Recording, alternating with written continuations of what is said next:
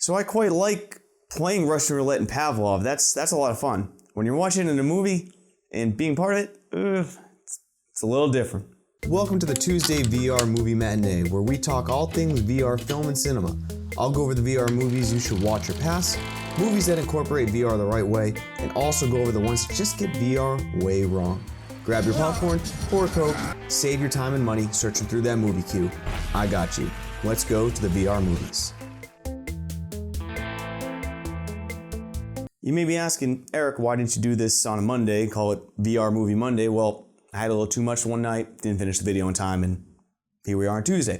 But today we're talking about The Invisible Man, a 360-degree virtual reality experience directed by Hugo Kreiser and released by Midnight Studios and The Secret Lab. The story follows Nick and Kid, who have basically €500,000 worth of heroin inside a barn.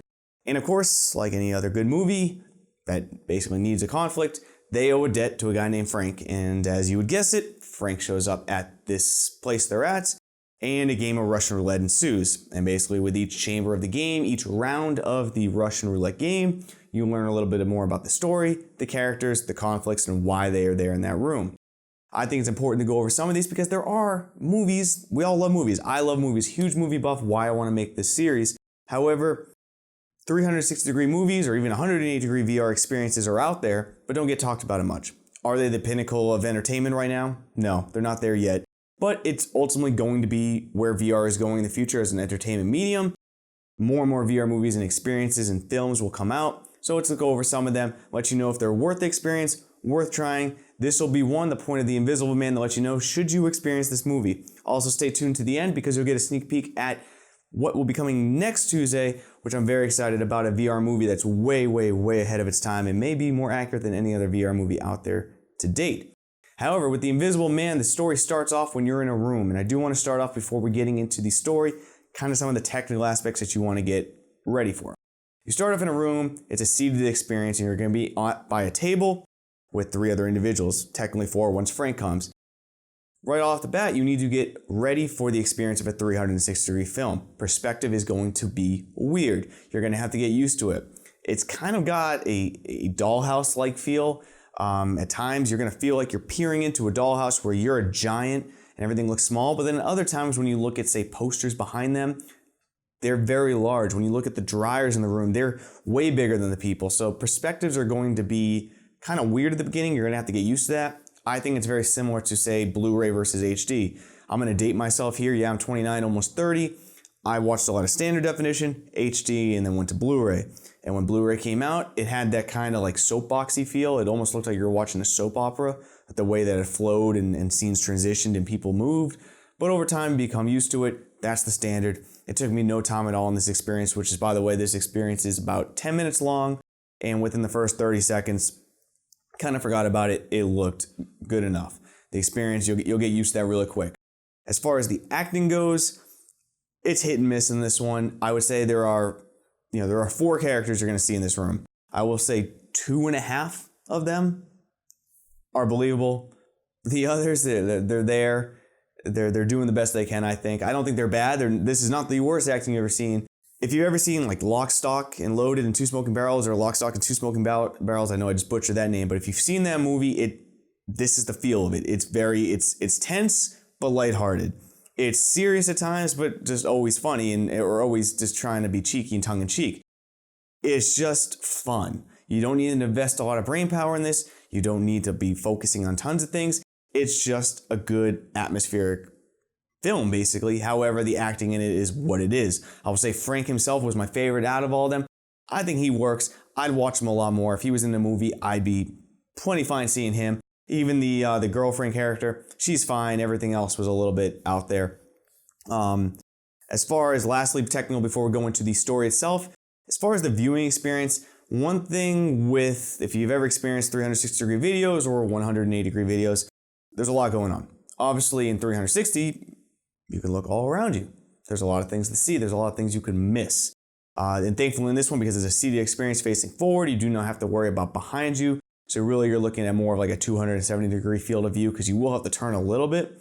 But what I found that this video did very well, or this film did very well, is it guided where your eyes should go, but it didn't do it in a forceful way. It didn't force you to go, loud noise, turn that way. There was always something that drew my eye naturally. There were even a couple times though, I'm trying not to give spoilers here, there were a couple times when something happened real quick, but I felt like where I was watching, there's a visual cue that made me look the other way before it even happened, but it wasn't forcing. It wasn't like, hey, look at me, like a Mr. Meeseeks thing, like, hey, look at me, look over here, I'm Mr. Meeseeks. Like it didn't force you to go that way. I just found myself looking that way naturally, and then something happened, and then I thought about it because I watched this a couple times. I'm like, oh, well, that kind of hinted at that. It's very subtle, but I did pick up on it because the film forced you to look that way. So it was good. I thought I did a very good job of progressing you through the story, progressing you through the film, but not feeling like it's just a roller coaster game or something that you're on, watching, and it's going to guide you the entire way. You got freedom to look around, but it's going to guide you to where it wants. As far as the story goes, it's fun. Obviously, it's a 10-minute video, guys. It's a 10-minute film. I can't go into too much detail here, or I'm going to give away spoilers here. But it's good enough where it warrants 1, 2, maybe 3 views. I know that might. I'm not gonna pull your leg here, guys. I'm not gonna throw some YouTube drama where I'm like, this was awesome, and just overplay it. The film is what it is. But there's enough small things that I had to rewatch it once because I wanted to know, why is Frank so confident in this game? Why is this like that? There are small things that you can watch the second time and you'll pick up on it. I don't really, maybe the third was an exaggeration. 1 or 2 times you'll get out of this video, but the sound was great. Basically, the scenes were great. I thought it all flowed very well. There's sometimes where the camera's gonna like force perspective, basically zoom on someone's face, blow it up. They kind of give you that sense of mystery or sense of anticipation. There's a few too many of those. They're kind of gimmicky. There's also one scene in here. Let me know if this happened with you guys. It happened with me twice, but I'm not sure if I just downloaded this wrong. Where there's literally a slow-mo part, but it makes no sense at all why it's slowing down. At least I didn't see anything. I watched this video 3 times. I waited for that scene the 3rd time, and I did not see anything that warranted a slow-mo version. I don't know. I'd like to hear your thoughts on why you thought it was slow-mo. I couldn't tell you. But overall, the story for 10 minutes, there is no points in this 10 minutes where I got bored. I was very excited to watch it.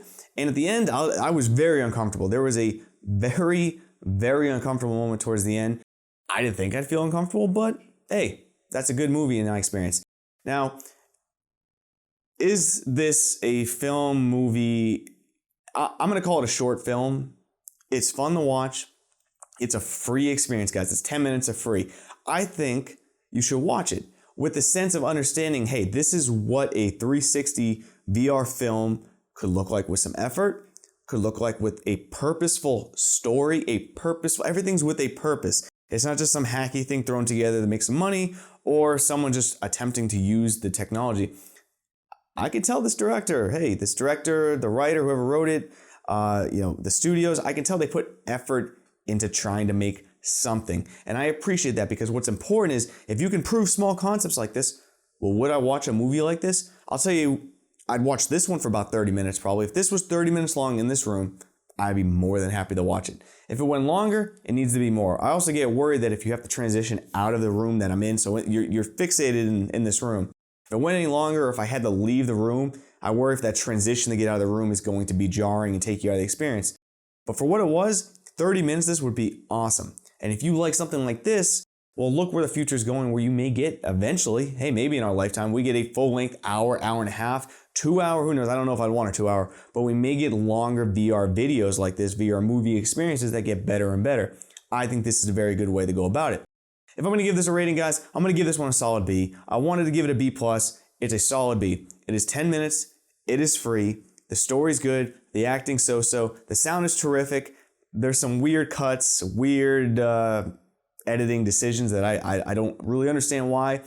But there's enough replayability, at least 2 views. That's 20 minutes for free experience to kind of understand how you play into this, how you are part of this story, and how there's certain things that happen that you need to figure out.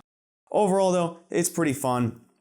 Thank you for listening about The Visible Man. Go check it out. You can play it on all major headsets. There'll be a way to play this on basically any headset that you have, including you can play this on a cardboard if you wanted to. I wouldn't recommend it, but I played on the Index. It worked fine. Links will be in the description for it and how to view it, the easiest ways. Next week, look forward to the following Tuesday. We will be talking about a movie that came out a long time ago, relative. I mean, it came out before, well, it came out a long time ago. It's going to be for us older guys, but the newer guys, it is so hitting the nail on the head with VR. Some of the VR scenes, the headsets are so uncanny to the ones that are outside now. It is just cool, and I want to analyze the movie, not just review it, but analyze the movie on what it did right for VR, what it thought VR may be, and what it got right, and what it's so far off still, because it's really interesting on how close it is to reality now. If you like this video, please hit that like button. If you like this series, please subscribe and hit that bell icon to never miss an upload. I'm Eric for President. Thank you for joining me on this VR Tuesday movie matinee, and I'll see you next time, VR Movie Space Cowboys.